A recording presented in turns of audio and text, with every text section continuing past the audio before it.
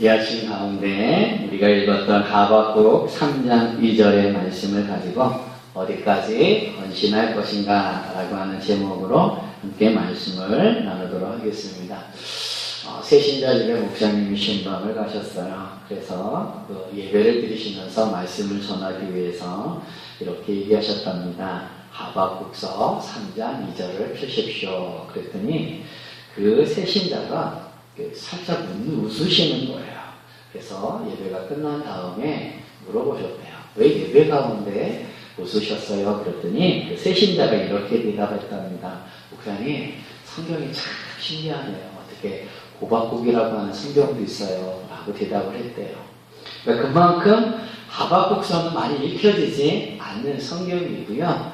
또 성경을 이렇게 정기적으로 규칙적으로 읽지 않는 분이라고 한다면 하박국서라고 하는 말씀을 찾자 그러면은 좀 많이 당황하거나 좀 시간이 걸리는 분들도 계신다라는 거죠. 그만큼 하박국서를 우리가 잘 읽지 않는다라는 것을 또 알 수가 있어요. 이 하박국에 관한 이 성경의 시대적인 배경은 뭔가? 그러니까 이스라엘이 솔로몬 이후에 그의 아들 때 둘로 나눠집니다. 그래서 한쪽은 북이스라엘이라는 이름을 갖고 한쪽은 남유다라고 하는 이름으로 우리가 구별을 합니다. 그런데 이 하박국서의 배경은 뭐냐면 북이스라엘은 이미 멸망한 상태예요. 이미 다 아수르라고 하는데 멸망한 상태이고 남쪽 유다도 어느 정도 상태냐면 국운이 기울어져 가는 시대입니다. 국운이 기울어져 가는 시대에 요시아라고 하는 왕이 계신데 그 왕의 말기 때예요.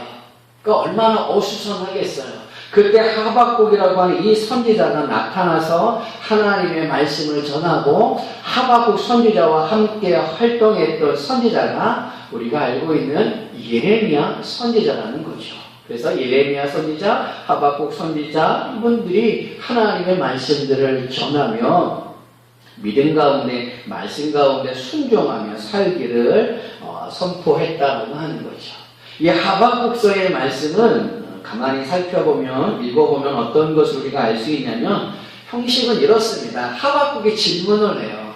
하나님 앞에 하나님 이런 것들이 무슨 일입니까? 라고 질문을 하면 그 질문에 하나님께서 답해 주십니다. 이것이 1장, 2장에 질문하고 답하고 질문하고 답하고 이런 내용들이에요. 그리고 3장에 와서는 자기 질문에 하나님의 대답을 듣고 하나님 앞에 기도하는 내용들입니다. 그 기도 내용의 일부가 오늘 우리가 읽었던 하박국 3장 2절의 말씀이라는 거죠. 하박국서를 우리가 많이 읽지는 않았지만 설교 가운데 많이 또 들었던 우리에게 익숙한 구절들이 왕왕 등장하는데 그 구절들이 뭐냐? 우리 읽었던 3장 2절의 말씀, 여호와여 주는 주의 일을 이 수년 내에 부흥케 하옵소서. 그래서 많은 교회들이 부흥에 대한 소망을 가지면서 이 구절들을 표어로 내세우기도 하고요. 또 하박국서 2장 4절에 가면은 바울 신학의 핵심이 있습니다. 바울의 핵심, 신학의 핵심이 뭐냐면은 의인은 믿음으로 말미암아 살리라라고 하는 그 말씀인데 바로 하박국서 2장 4절에 기록되어 있어요. 또 예전에 우리가 많이 불렀던 복음송이 있습니다. 가스펠송이 있는데 그 가스펠송의 가사가 또 여기에 등장하는데 3장 17절, 18절이에요. 비록 무화과 나무가 무성치 못하며 포도나무에 열매가 없으며 감람나무에 소출이 없으며 밭에 식물이 없으며 우리의 양이 없으며 외양간에 소가 없을지라도 나는 여호와로 인하여 즐거워하며 나는 구원의 하나님을 인하여 기뻐하리로다. 예전에 이 복음성, 이 구절을 가지고 복음송을 해서 우리가 많이 불렀던 기억들도 있어요. 그래서 우리에게 들려졌던, 귀에 들려졌던 많은 구절들이 있는 것이 또 하박국서라고 하는 거죠. 이 하박국서의 내용이 뭘까? 앞에서도 말씀드렸지만은 하나님은 질문하고 대답하는 거예요. 그래서 이 하박국서를 통해서 오늘 보고 싶은 게 뭐냐면 우리가 어디까지 헌신할 것인가? 우리가 예수 믿고 살아가며 교회를 통해서 많이 헌신합시다. 신앙 가운데 헌신합시다. 믿음 가운데 헌신합시다. 라고 얘기하는데 대체 어디까지 내가 헌신할 수 있을까? 성경이 요구하는 헌신은 어디까지인가? 라고 하는 부분을 잠시 살펴보려고 합니다. 먼저 이 본문 가운데 오늘 3장 2절에 보면 이런 표현이 있습니다. 여호와여 내가 주께 대한 소문을 듣고 놀랐나이다. 하박국의 기도 가운데 그 기도의 내용이 뭐냐면 내가 소문을 듣고 놀랐습니다 라고 하는 거예요. 그런데 그 소문이라고 하는 것을 다른 성경 좀 쉽게 번역된 성경 현대어라고 하는 성경을 통해서 보면 이렇게 표현되어 있습니다. 오 주님, 제가 방금 주님의 답변을 들었습니다. 주께서 계획하신 그 무서운 일들이 두려워 저는 떨립니다 라고 얘기합니다. 그러니까 우리가 읽었던 개정개혁관의 소문이라고 하는 그것은 소문이라고 하는 그것은 하박국이 질문한 것에 대한 하나님의 답변입니다. 하나님의 답변을 듣고 놀랬다는 거예요. 두려웠다는 거예요. 그런데 그 두려움의 일들이 뭘까? 바로 하나님이 계획하신 일이라고 하는 거죠. 그 계획하신 일이 뭘까? 1장과 2장의 질문과 대답을 통해서 잠시 살펴보면 이렇습니다. 1장 2절과 4절에 보면 하박국이 이런 질문을 해요. 여호와여 내가 부르짖어도 주께서 듣지 아니하시니 어느 때까지리이까? 내가 강포로 말미암아 외쳐도 주께서 구원하지 아니하시나이다. 어찌하여 내게 제약을 보게 하시며 패역의 눈으로 보게 하시나이까? 겁탈과 강포가 내 앞에 있고 변론과 분쟁이 일어났나이다. 이러므로 율법이 해이하고 정의가 전혀 시행되지 못하오니 이는 악인이 의인을 에워쌌으므로 정의를 굳게 행하여짐이니이다 라는 말씀이 나옵니다. 이게 뭐냐면 질문이에요. 그 질문 중에 한 부분인데 뭐냐면 하박국이 보니까 남쪽 유다의 백성들이 이미 하나님을 떠나버렸다라고 하는 거예요. 그들의 삶의 모습은 뭐냐면 패역이고 강포고 겁탈이 난무하고 변론과 분쟁이 넘쳐나는 시대라고 하는 거죠. 무엇보다도 하나님의 백성들이 기본적인 그 하나님의 율법의 말씀에 해이해져 있다라고 하는 거예요. 그래서 말씀대로 살지 않는 거예요. 자기 힘대로 자기의 능력대로 살면서 약한 사람들을 겁탈하고 강포하고 빼앗는 패역의 모습들이 가득하다라는 거죠. 그런 모습을 보고 하박국 선지자가 질문하는 게 뭐냐면 하나님 왜 이런 것을 저에게 보게 하십니까? 왜 하나님 가만히 계십니까? 우리를 좀 구원해 주십시오. 뭔가 하나님 이 일들을 행하여 주십시오 라고 질문하고 있다는 거예요. 말하고 있다는 거예요. 요청하고 있다는 거예요. 그 질문에 그 요청에 그 다음에 나오는 것이 하나님의 대답인데 그 대답의 주된 내용이 뭐냐면 걱정하지 마라. 내가 그 강포를 보았고 패역을 보았고 겁탈을 보았고 공의가 없는 모습을 보았다. 그래서 내가 심판할 것이다. 그런데 무엇을 들어서 심판하시냐면은 갈대아 사람. 그러니까 그 갈대아 사람은 어디를 나타내냐면 바벨론을 얘기해요. 그 바벨론을 통하여서 남쪽 유다를 징계할 것이다. 심판할 것이다 라고 말씀한다는 거예요. 그랬더니 하박국이 깜짝 놀라는 거죠. 깜짝 놀라면서 이렇게 또 얘기하는 모습이 12절에 1장 12절에 이렇게 얘기해요. 선지자가 이르되 여호와 나의 하나님 나의 거룩한 이시여 주께서는 만세전부터 계시지 아니하시나이까 우리가 사망에 이르지 아니하리다. 여호와여 주께서 심판하시기 위하여 그들을 두셨나이다. 반석이시여 주께서 경계하기 위하여 그들을 세우셨나이다. 하나님이 강포로 왜 보고만 계십니까? 내가 갈대아 사람을 통해서 바벨론을 통하여서 심판할 것이다. 징계할 것이다. 그랬더니 다시 질문하는 것이 이 질문이에요. 근데 좀 더 쉬운 성경 아까 읽었던 그 쉬운 성경을 통하여서 읽어보면 또 이래요. 여호와여 주님은 영원히 살아계신 나의 하나님이시오. 우리의 거룩한 주님이시오니 우리는 결코 죽지 않을 것입니다. 여호와여 유다 백성을 심판하려고 주께서 갈대아 족속을 세우셨습니다. 오 나의 바이시여 유다 백성을 징계하시려고 주께서 저 족속을 불러오셨습니다. 이 이야기는 뭐냐면 이런 겁니다. 남쪽 유다 백성들이 하나님 앞에 악한 모습을 나타냈다는 거예요. 그래서 하나님 좀 어떻게 해보십시오 그랬더니 갈대아 사람을 통해서 내가 징계할 것이다 라고 대답하신다는 거죠. 그랬더니 하박국의 또 다른 질문이 뭐냐면 하나님 왜 악인을 심판하시기 위해서 더 악한 갈대아 사람들을 들어서 징계하십니까? 라고 하는 거예요. 남쪽 유다 백성들이 비록 하나님 앞에 범죄하고 징계받아 마땅한 모습을 가지고 있는데 그런데 왜 하필 갈대아라고 하는 더 악한 하나님을 알지 못하는 무지몽매한 그 악한 사람들을 통하여서 왜 남쪽 유다를 심판하고 징계하려고 하십니까? 라고 하는 질문이라는 거죠. 그 질문에 주님께서 대답하시면서 이런 결론을 내리셨어요. 그 결론의 모습이 뭔가? 하박국서 2장 20절을 한번 보십시오. 2장 20절에 보니까 이렇게 주님은 말씀하십니다. 오직 여호와는 그 성전에 계시니 온 땅은 그 앞에서 잠잠할지니라. 무슨 얘기입니까? 하나님이 하신다는 거예요. 내가 갈대아 사람을 들어서 그렇게 할 것이다 라고 말씀한다는 거예요. 그 일에 대해서 모든 사람들은 온 땅은 잠잠하라. 왜 하나님 갈대아 사람입니까? 왜 저 악한 사람을 들어서 심판하십니까? 라고 말할 수 없다는 거예요. 다 뭐라는 거야? 하나님의 계획이고 하나님의 의지고 하나님이 진행하시겠다라고 하는 하나님의 일이 잠잠하라 라고 말씀한다는 거죠.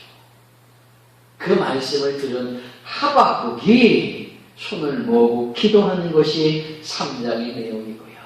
그 3장의 내용 가운데 오늘 우리가 읽었던 본문의 모습을 다시 한번 보십시오. 그 기도의 내용이 뭔가? 3장 2절 여호와여 내가 주께 대한 소문을 듣고 놀랐나이다. 여호와여 주는 주의 일을 이 수년 내에 부흥하게 하옵소서. 이 수년 내에 나타내시옵소서. 진노 중에라도 긍휼을 잊지 마옵소서. 그 소문이 뭐예요? 주의 일이에요.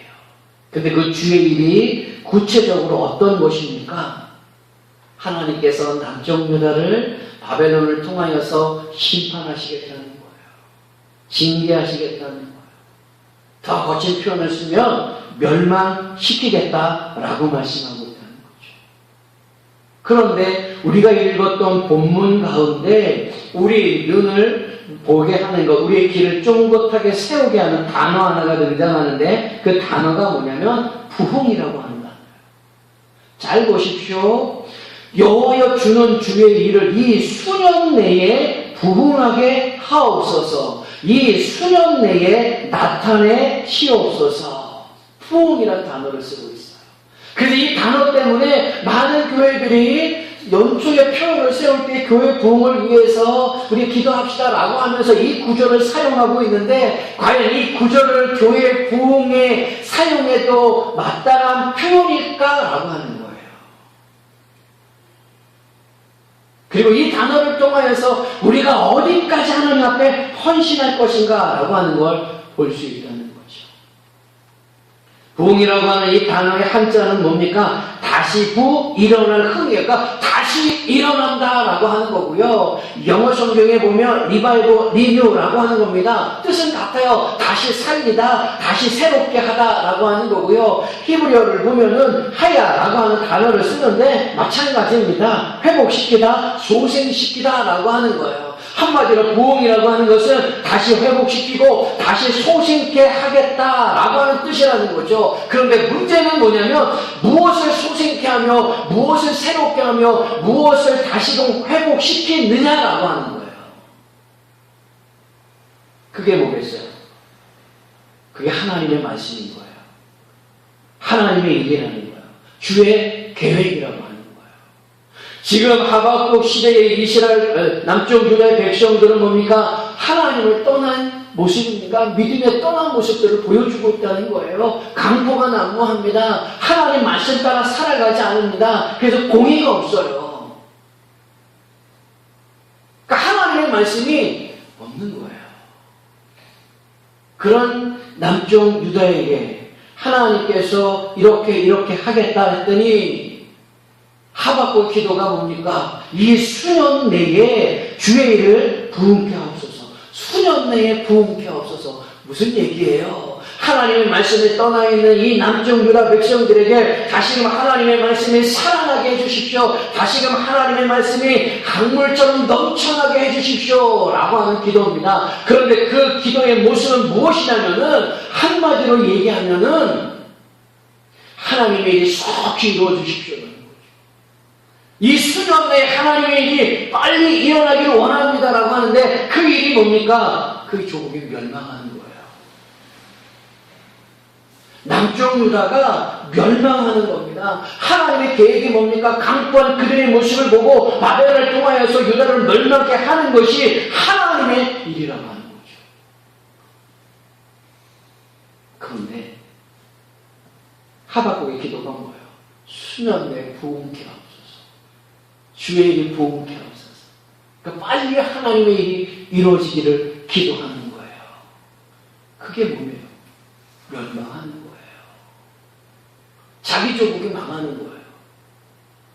어느 누가 기도를 할 때 하나님 이놈의 나라가 빨리 망하게 해주십시오라고 기도하는 사람이 있겠느냐라는 겁니다. 그런데 지금 하박국의 기도는 그런 기도예요.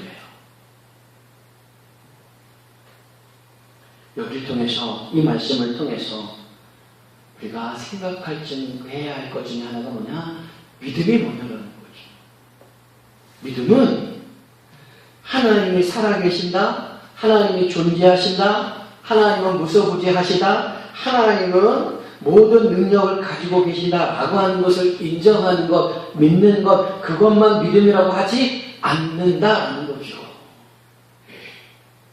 귀신들도 하나님의 존재를 알고요, 하나님의 능력을 알고 있습니다. 복음서에 보면 그런 일들을 얼마든지 살펴볼 수 있어요. 귀신은 우리보다 하나님에 대해서 더 잘 알고 있습니다. 그런 귀신에 대해서 믿음이 있다라고 성경은 말씀하고 있지 않다는 거예요. 그러면 믿음은 뭐냐? 하나님의 존재를 인정하는 것, 하나님의 능력을 인정하는 것, 거기에서 멈추는 게 아니라는 거죠. 믿음은 하나님의 말씀, 하나님의 계획이 계획하신 대로, 말씀하신 대로 그대로 이루어지는 것에 순복하는 것, 순종하는 것, 그게 믿음이에요. 그래서 하박국서 2장 4절에 사도 바울이 인용한 말씀이 뭐냐? 의인은 믿음으로 말미암아 살리라. 의인이 누굽니까? 예수 믿는 사람들이잖아요. 근데 예수 믿는 사람들은 믿음으로 말미암아 산답니다. 근데 그 믿음이 뭐예요? 존재의 인정이 아니라는 겁니다. 하나님의 능력의 인정이 아니라는 거예요. 그건 당연한 거고요. 거기서 말씀하는 것, 의인은 믿음으로 살리라 할 때 그 믿음의 모습은 뭐냐? 하나님의 계획대로, 하나님의 말씀대로 모든 것들이 이루어지는 것에 순복하고 순종하며 사는 것, 그게 의인의 삶, 그게 믿음으로 사는 삶이라는 거예요.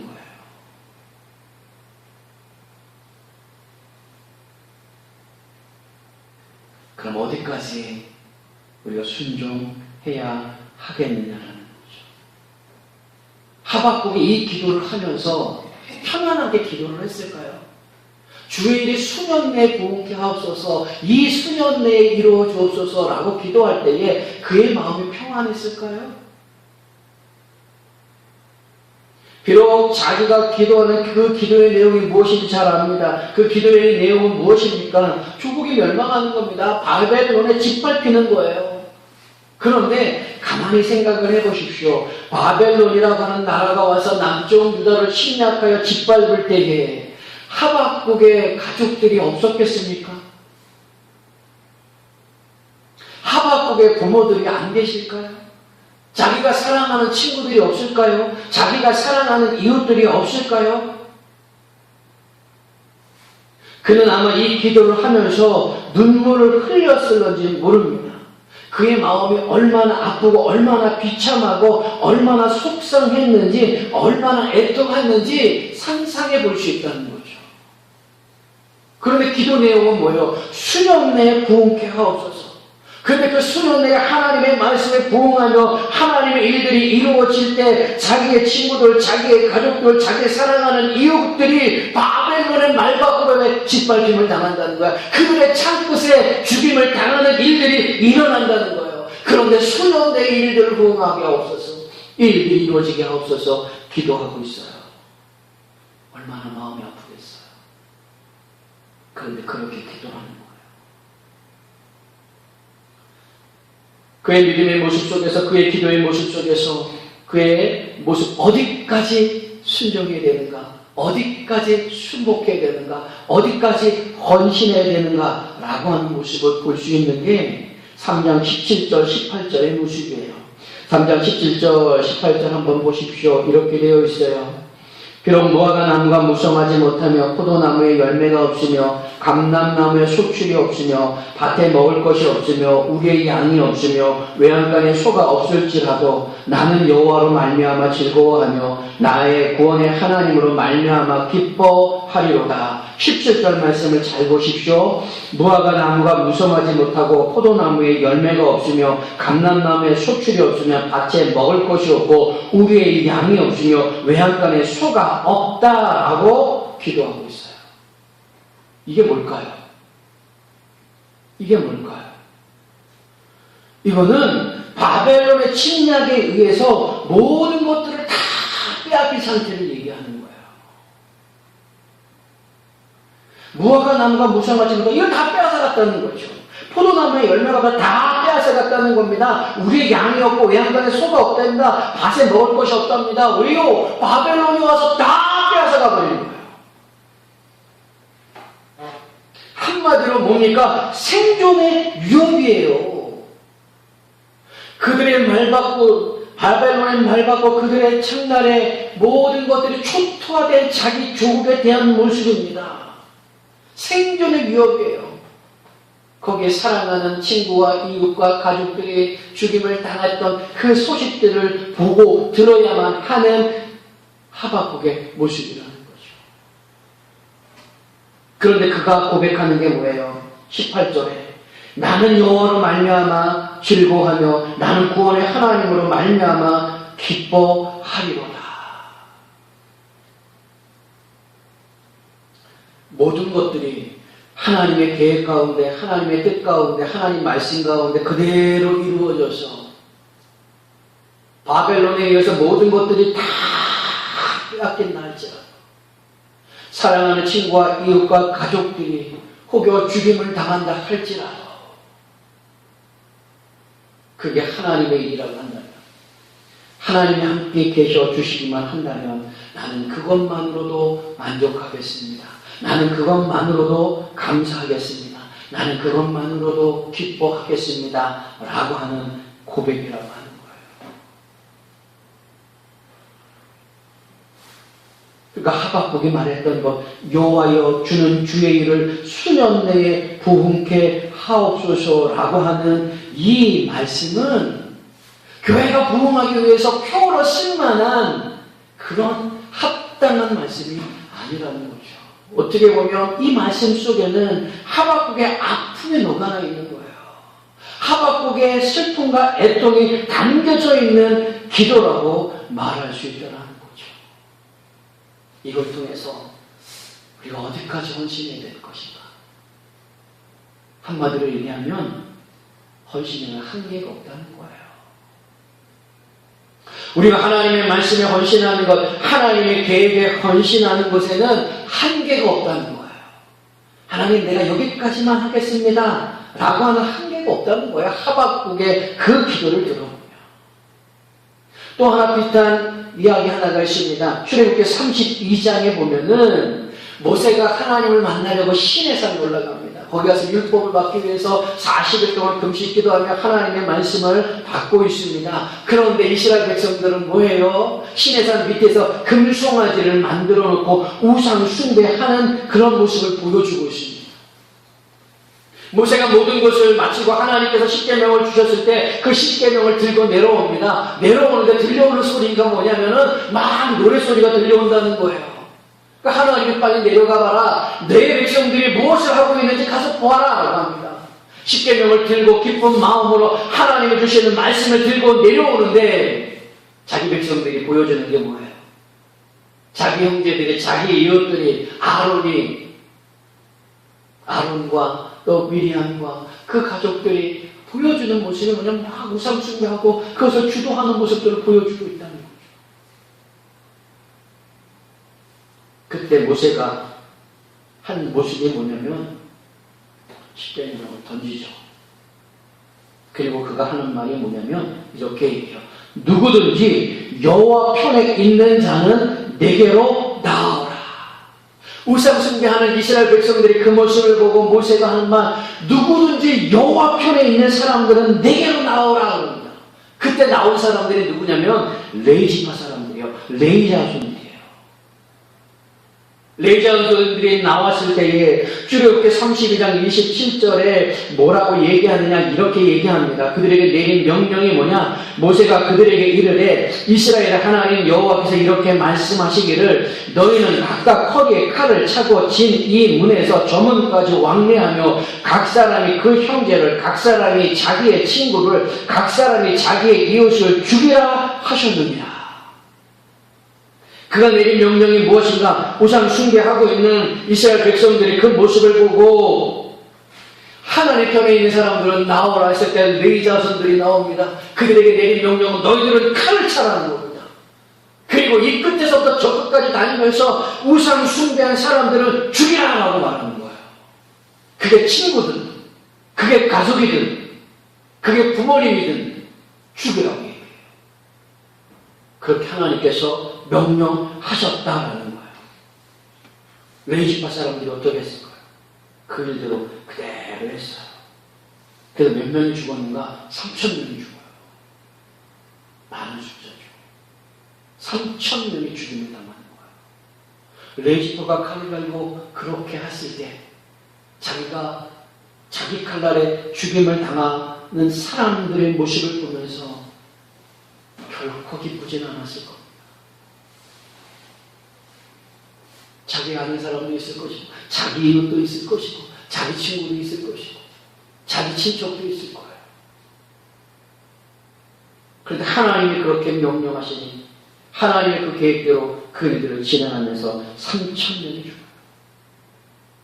그 일에 대해서 이렇게 표현합니다. 출애굽기 32장 29절의 말씀, 모세가 이르되 각 사람이 자기의 아들과 자기의 형제를 쳤으니 오늘 여호와께 헌신하게 되었느니라. 그가 오늘 너희에게 복을 내리시니라.